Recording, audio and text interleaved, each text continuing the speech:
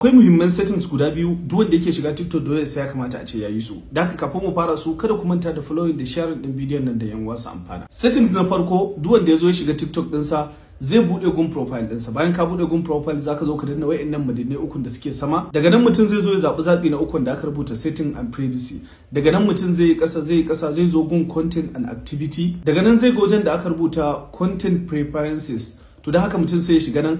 Bayan ka shiga nan kawai za ka ga gun da aka sa add keyword filter sai ka danna. Daga nan sai ka yi add keyword filter sai ka rubuta abubuwan da kake so.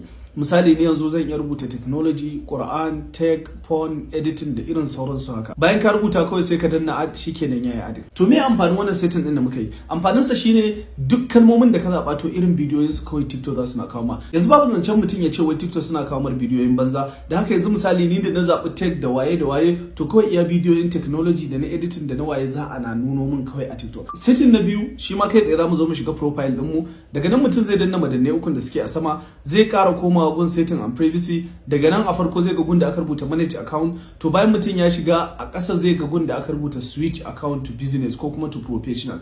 To da haka kawai mutum sai ya danna wannan wajen. Kana dannawa za su dan tambaye ka abubuwa wanda kala abu kake, makeup ne, artist ne, computer ne, waye, sai ka zabi wanda kalar content kake bayarwa. Da haka sai ka danna. Daga nan zaka yi switching. Amfanin wannan shine na daya account ɗinka zai dawo professional. Zaka iya samar irin su links, email su bio yanda za ku na ganin wannan shahararrun mutanen suna sawa a account ɗinsu. Sannan abu na biyu TikTok sun daina yawan kulle ma account ko su ma banin ɗinsa ko waye saboda yanzu account ɗinka ya zama professional. Wannan shine kada ku manta da like da follow. Anan nake cewa assalamu alaikum.